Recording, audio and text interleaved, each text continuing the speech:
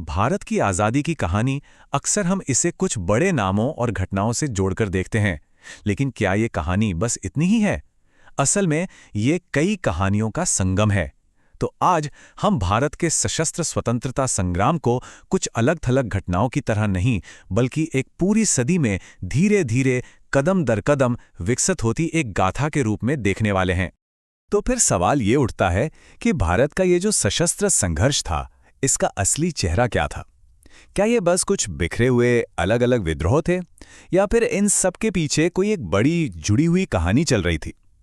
चलिए आज इसी सवाल की परतें खोलते हैं। और ये कहानी इसलिए दिलचस्प है क्योंकि ये एक जैसी नहीं रही। ये लड़ाई समय के साथ अपना रूप बदलती गई। सोचिए, ये शुरू हुई अधिकारों के लिए एक विद्रोह के तौर पर, फिर ये बदली विचारों की एक जबरदस्त क्रांति में, और आखिर में इसने ग्लोबल वॉर, एक वैश्विक युद्ध का रूप ले लिया। तो इस पूरे सफर को समझने के लिए हम चार बड़े पड़ावों पर रुकेंगे। सबसे पहले बात होगी 1857 की उस पहली चिंगारी की। फिर हम चलेंगे भगत सिंह के दौर में, जब विचारों की क्रांति हुई। उसके बाद देखेंगे आज़ाद हिंद फौज का वैश्विक मोर्चा। और आखिर में इन सबकी जो एक अटूट विरासत है, उसे समझने की कोशिश करेंगे। तो चलिए शुरू करते हैं पहले पड़ाव से। साल था 1857 और ये थी स्वतंत्रता की पहली चिंगारी। ये अंग्रेजों के खिलाफ पहला इतना बड़ा, इतने बड़े पैमाने पर हुआ सशस्त्र प्रतिरोध था। इसी ने कह सकते हैं आगे के संघर्ष की नींव रखी थी। अब देखिए, 1857 को सिर्फ एक सैनिक बगावत समझना एक बहुत बड़ी भूल होगी। इसकी जड़ें बहुत बहुत गहरी थीं। राजनीतिक तौर पर देखें तो डॉक्ट्रिन ऑफ लैप्स के तहत सतारा, नागपुर, झांसी जैसी कई रियासतें हड़प ली गई थीं। राजा महाराजा नाराज थे। आर्थिक रूप से भारी भरकम टैक्स ने किसानों की कमर तोड़ दी थी और हमारे स्थानीय उद्योग तबाह हो रहे थे। और तो और सामाजिक और धार्मिक मामलों में भी लोगों को डर था कि अंग्रेज जबरदस्ती धर्म बदलवा देंगे, उनकी परंपराओं में दखल दे रहे हैं। मतलब माहौल बिल्कुल एक सुलगते हुए ज्वालामुखी जैसा था। और हर सुलगते ज्वालामुखी को फटने के लिए बस एक चिंगारी चाहिए होती है। और वो चिंगारी बनी नई एनफील्ड राइफलें। एक अफवाह फैली कि इन राइफलों के कारतूसों पर गाय और सूअर की चर्बी लगी है और इन्हें इस्तेमाल करने के लिए मुंह से काटना पड़ता था। बस इसी एक बात ने हिंदू और मुसलमान दोनों सिपाहियों की धार्मिक भावनाओं को एक साथ आग लगा दी और विद्रोह भड़क उठा। और ये आग ऐसी फैली कि देखते ही देखते इसने बड़े हिस्से को अपनी चपेट में ले लिया। ये टेबल देखिए, साफ पता चलता है कि विद्रोह कितना व्यापक था। लखनऊ में बेगम हजरत महल, कानपुर में नाना साहब, झांसी में रानी लक्ष्मीबाई, बिहार में कुंवर सिंह, हर जगह बड़े बड़े नेता इस लड़ाई को लीड कर रहे थे। ये सिर्फ मेरठ तक सीमित नहीं था, ये पूरे उत्तर और मध्य भारत में फैल चुका एक बड़ा आंदोलन था। लेकिन इतनी बहादुरी के बावजूद ये विद्रोह कामयाब नहीं हो पाया। क्यों? वजहें कई थीं। एक तो ये पूरे भारत में नहीं फैला, ज्यादातर उत्तर भारत तक ही सीमित रहा। फिर कोई एक सिंगल मजबूत लीडर नहीं था जो सबको एक साथ जोड़कर रख सके। और हां, अंग्रेजों के मुकाबले हमारे विद्रोहियों के पास हथियार और संसाधन भी बहुत कम थे। लेकिन इस हार का मतलब अंत नहीं था। इस विफलता ने संघर्ष की आग को बुझाया नहीं, बल्कि उसे एक नया रूप दे दिया। और वो नया रूप क्या था? 1857 के बाद स्वतंत्रता संग्राम ने एक बड़ा मोड़ लिया। अब लड़ाई सिर्फ बंदूक और तलवार की नहीं रही, अब ये लड़ाई विचारों की बन गई थी। अब हम उस दौर में जा रहे हैं जहां प्रतिरोध का तरीका ही बदल गया। ये था विचारों की क्रांति का दौर, और इसके सबसे बड़े नायक थे भगत सिंह। जरा इस बात पे गौर कीजिए, पिस्तौल और बम इंकलाब नहीं लाते, बल्कि इंकलाब की तलवार विचारों की सान पर तेज होती है। भगत सिंह की ये एक लाइन इस पूरे दौर का सार है। उनके लिए लड़ाई सिर्फ अंग्रेजों को देश से निकालने की नहीं थी। नहीं, उन्होंने इसे गहरी एक वैचारिक लड़ाई बना दिया। उनका साफ मानना था कि असली क्रांति हथियारों से नहीं, विचारों से आती है। तो सवाल है, क्या थे भगत सिंह के ये विचार? वो समाजवाद से, सोशलिज्म से बहुत ज्यादा प्रभावित थे।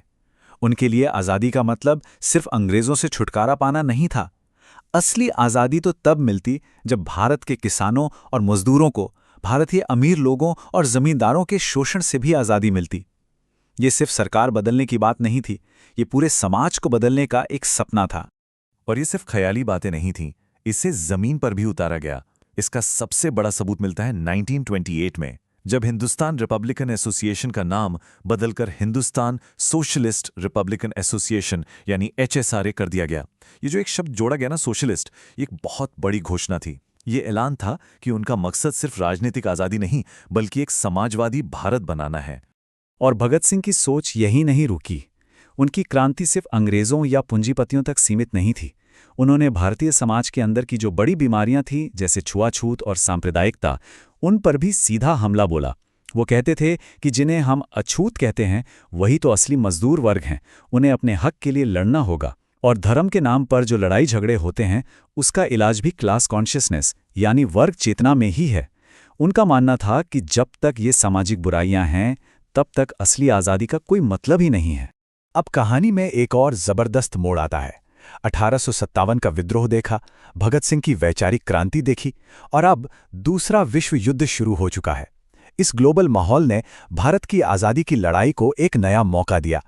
अब ये लड़ाई भारत की सरहदों को लांघकर दुनिया के मंच पर लड़ी जाने वाली थी। और इस नए मोर्चे के महानायक थे सुभाष चंद्र बोस। जरा उनकी ये यात्रा देखिए।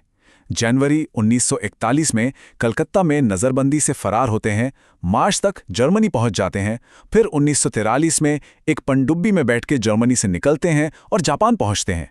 ये कोई फिल्मी कहानी नहीं है, ये उनकी ज़बरदस्त इच्छा शक्ति को दिखाता है कि वो भारत की आज़ादी के लिए दुनिया की किसी भी ताकत से हाथ मिलाने और किसी भी हद तक जाने के लिए तैयार थे। और उन्होंने सिर्फ एक फौज नहीं बनाई, उन्होंने सिंगापुर में एक पूरी सरकार बना दी, provisional government of free India यानी आज़ाद हिंद सरकार। ये जो आप हाथ से लिखे नोट्स देख रहे हैं, ये उसी सरकार का स्ट्रक्चर है जिसमें सुभाष चंद्र बोस खुद head of state, prime minister और वॉर मिनिस्टर थे। ये कोई छोटा मोटा ग्रुप नहीं था, एक देश की तरह काम करने वाला एक बेहद गंभीर और संगठित प्रयास था। और फिर आया वो नारा जो आज भी हमारे रोंगटे खड़े कर देता है, तुम मुझे खून दो, मैं तुम्हें आज़ादी दूंगा। सुभाष चंद्र बोस के इस एक नारे ने साउथ ईस्ट एशिया में मौजूद हजारों भारतीय सैनिकों और आम लोगों के दिलों में जैसे बिजली दौड़ा दी। ये सिर्फ एक नारा नहीं था, ये आज़ादी के लिए अपना सब कुछ, अपनी जान तक न्यौछावर कर देने का एक आह्वान था। और दिल्ली चलो के नारे के साथ आज़ाद हिंद फौज ने भारत की तरफ बढ़ना शुरू कर दिया। उन्होंने अंडमान और निकोबार द्वीपों को आज़ाद कराया और उनका नाम शहीद और स्वराज रखा। यहां तक कि INA ने भारत की जमीन पर इम्फाल और कोहिमा तक पहुंचकर तिरंगा भी फहराया। हाँ, ये बात सच है कि वर्ल्ड वॉर का पासा पलटने से यह सैन्य अभियान आखिरकार रुक गया, लेकिन इसने ब्रिटिश साम्राज्य की जड़ों को बुरी तरह से हिलाकर रख दिया था। तो हमने 3 अलग अलग दौर देखे, 1857 का जनविद्रोह, भगत सिंह की वैचारिक क्रांति और सुभाष चंद्र बोस का वैश्विक मोर्चा। अब सवाल यह है कि इन तीनों का मिलाकर हमारी आज़ादी की लड़ाई पर क्या असर हुआ, इनकी विरासत क्या रही। देखिए, हर संघर्ष ने अपनी एक बहुत खास विरासत छोड़ी। 1857 के विद्रोह ने ईस्ट इंडिया कंपनी के राज का अंत कर दिया और पहली बार एक भारतीय राष्ट्रवाद के बीज बोए। भगत सिंह के विचारों ने आज़ादी की लड़ाई में सामाजिक और आर्थिक न्याय का सपना जोड़ा, जो आज भी उतना ही जरूरी है। और फिर INA के सैनिकों पर लाल किले में जो मुकदमे चले, उसने तो कमाल ही कर दिया। पूरा देश उन सैनिकों के समर्थन में खड़ा हो गया। इससे ब्रिटिश इंडियन आर्मी, जिस पर अंग्रेज़ों को सबसे ज़्यादा भरोसा था, उसकी वफादारी पर ही सवाल उठ गए और शायद ब्रिटिश राज के ताबूत में ये आखिरी कील साबित हुई। तो भले ही इनके तरीके अलग थे, इनकी विचारधाराएं अलग थीं और ये अलग अलग समय पर हुए, लेकिन ये तीनों संघर्ष एक ही कहानी के अलग अलग अध्याय थे। ये कहानी थी प्रतिरोध के विकास की, एक ऐसी कहानी जिसने भारत को आखिरकार आज़ादी तक पहुंचाया। और आखिर में हम इस एक सवाल के साथ रुकते हैं कि कैसे इन अलग अलग धागों ने, जो दशकों और विचारधाराओं में बटे हुए थे, एक साथ मिलकर स्वतंत्र भारत की चादर को बुना। ये सवाल हमें ये सोचने पर मजबूर करता है कि हमारी आज़ादी का रास्ता कितना ज़्यादा जटिल, बहुआयामी और परतों से भरा हुआ था।